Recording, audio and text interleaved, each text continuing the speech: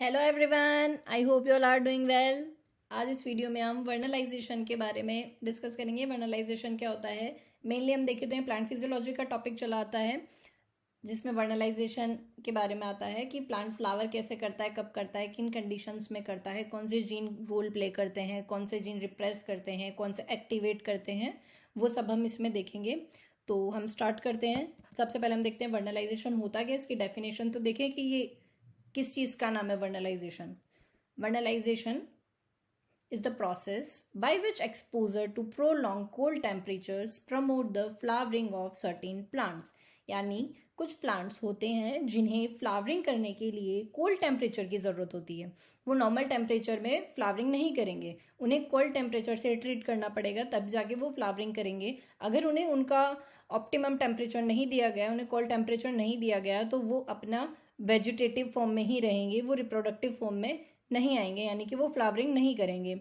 आगे यही लिखा गया है, this physiological process is essential for plants that require a period of cold to transition from vegetative growth to reproductive growth. यानी इन्हें कोल्ड टेम्परेचर की ज़रूरत होती है कि वो वेजिटेटिव ग्रोथ से रिप्रोडक्टिव ग्रोथ में उनका ट्रांजिशन हो जाए, यानी वो स्विच हो जाए कि वेजिटेटिव ग्रोथ से फ्लावरिंग जोन में वो चले जाएं। ठीक है। It prevents premature flowering in unfavourable condition and ensure that flowering occurs during a more suitable warmer season. Premature flowering को भी ये प्रिवेंट करते हैं और फेवरेबल कंडीशन में ही, सुटेबल कंडीशन में फ्लावरिंग होती है। ठीक है। और आगे हम देखते हैं, एक एग्जाम्पल लेके भी हम देख सकते हैं। जैसे एक सीड लिया हमने, नॉर्मल में हाइपोथेटिकल एग्जाम्पल की ये बात कर रही हूँ। सेम सीड है, वर्नलाइज प्लांट है, लेकिन ये उसका सीड लिया है हमने, क्योंकि वर्नलाइज प्लांट को लो टेम्परेचर की ज़रूरत होती है। तो इसे भी हम, इस सीड को हमने 100 किया, इसको भी किया, और इसे हमने टेम्परेचर दिया 40 डिग्री का, और इसे हमने टेम्परेचर दिया 8 डिग्री का। ठीक है। फिर उसके बाद हमने क्या देखा कि जो 40 डिग्री वाला है ये वेजिटेटिव ग्रोथ में ही रहा, इसमें फ्लावरिंग नहीं हुई, वेजिटेटिव में ही रहा, यानी कि नो फ्लावरिंग।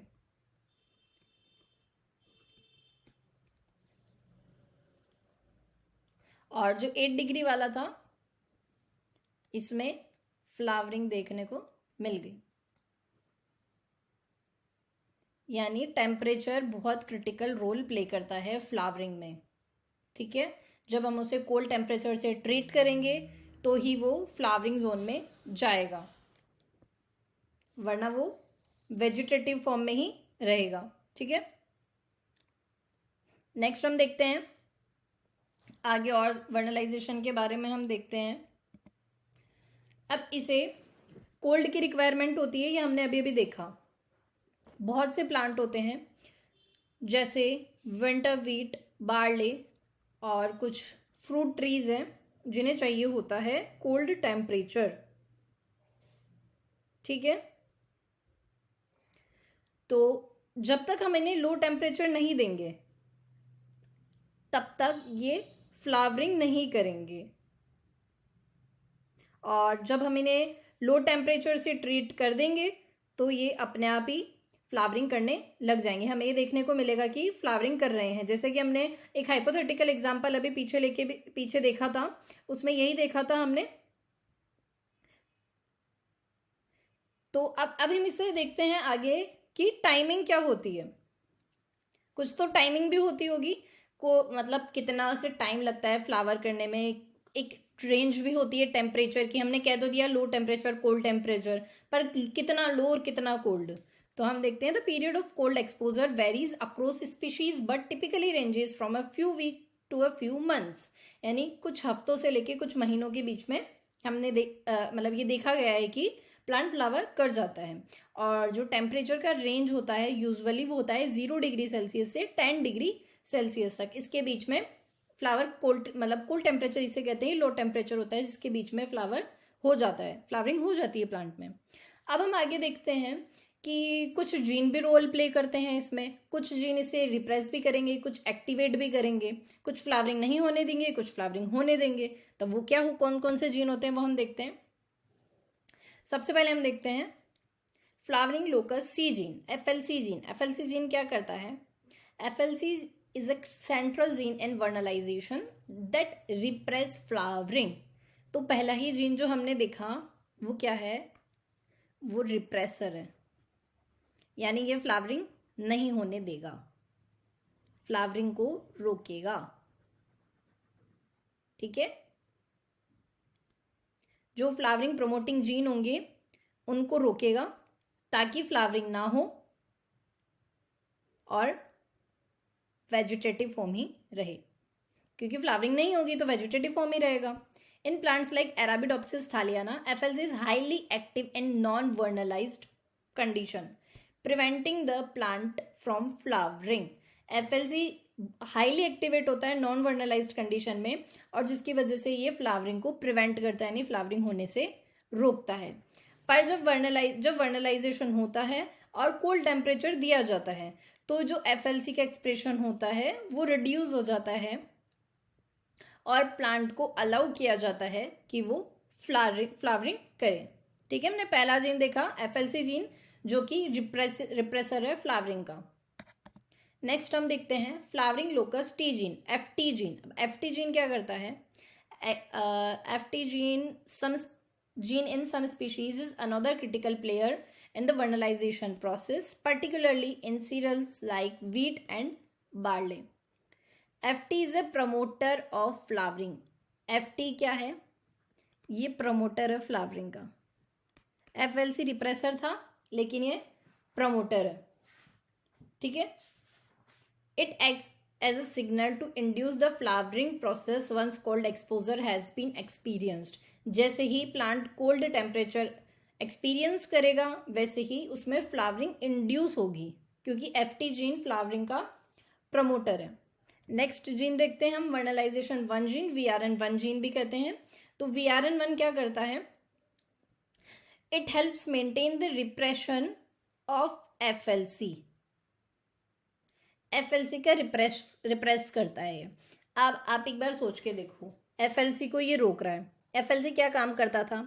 FLC फ्लावरिंग को रिप्रेस करता था। अब जो फ्लावरिंग को रिप्रेस करता है, हमने उसी को रिप्रेस कर दिया तो क्या होगा? फ्लावरिंग हो जाएगी ऑटोमेटिकली। तो VRN1 जीन भी प्रमोटर है,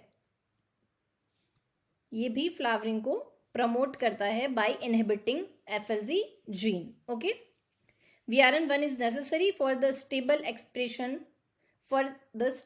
repression of FLC, and its activity increases after exposure to cold. Okay, next gene हम देखते हैं वर्नलाइजेशन 2 यानी VRN2 जीन। ये क्या करता है? VRN2 work as a repressor of FT during non vernalized condition. VRN2 किसके रिप्रेसर की तरह काम करता है? FT के रिप्रेसर की तरह। It prevent premature flowering in the absence of cold by repressing flowering promoting gene like FT। अभी फ्लावरिंग प्रोमोटिंग जीन को रिप्रेस कर रहा है। फ्लावरिंग प्रोमोटिंग जीन को रिप्रेस करने का क्या मतलब होएगा? कि फ्लावरिंग नहीं होएगी, यानी VRN2 क्या हुआ? रिप्रेसर। ये फ्लावरिंग का रिप्रेसर हुआ। When vernalization occurs, VRN2 repression is overcome, allowing FT to promote flowering. जब वर्नलाइजेशन होगा तो VRN2 का रिप्रेशन कम हो जाएगा और FT को वो प्रमोट फिर FT अलाउ हो जाएगा कि वो प्रमोट करे फ्लावरिंग के लिए। नेक्स्ट हम एक और जीन देखते हैं, लास्ट जीन हमारा FRIGIDA gene, FRI gene, FRI। In Arabidopsis thaliana, the FRI gene is known to upregulate the expression of FLC in non-vernalized conditions, ensuring that flowering is repressed. अब जो ये फ्रिडिजा gene है ये भी FLC के expression को ही promote कर रहा है। FLC क्या कर रहा था? FLC फ्लावरिंग को रोक रहा था। अब फ्रिडिजा भी FLC को प्रमोट कर रहा है, यानी ये दोनों मिलके क्या करेंगे? फ्लावरिंग को ही रिप्रेस करेंगे। In plants that have undergone vernalization, fry activity is suppressed, reducing FLC expression and allowing flowering to proceed. जब प्लांट वर्नलाइजेशन कंडीशन में जाएगा, उसे जब कोल्ड टेम्परेचर मिलेगा तो क्या होगा, FRI1 जीन की जो एक्टिविटी है वो सप्रेस हो जाएगी, उसकी वजह से FLC का भी एक्सप्रेशन रिड्यूस हो जाएगा और प्लांट को अलाउ किया जाएगा फ्लावरिंग के लिए। तो ये वर्नलाइजेशन के बारे में था, उसके जीन के बारे में था, वर्नलाइजेशन क्या होते हैं और कौन कौन से जीन उसको प्रमोट करते हैं, कौन से उसको रिप्रेस करते हैं। तो एक बार अगर हम इन सबके अगर समरी देखें, लास्ट में हम देख लेते हैं कि कौन से जीन क्या कर रहे थे। तो हम सबकी समरी देखते हैं। सबसे पहले हम देखते हैं FLC की। सबसे पहला जीन हमने FLC देखा था। FLC क्या कर रहा था, FLC था रिप्रेसर, यानी जब FLC एक्टिव रहेगा तो फ्लावरिंग नहीं होगी, और जब FLC इनएक्टिव रहेगा तभी क्या होगी, तो ही फ्लावरिंग होगी। ठीक है, यानी FLC क्या हुआ, सीधे से हम कह देते हो FLC हो गया रिप्रेसर फ्लावरिंग का। ठीक है, नेक्स्ट हम आगे और देखते हैं।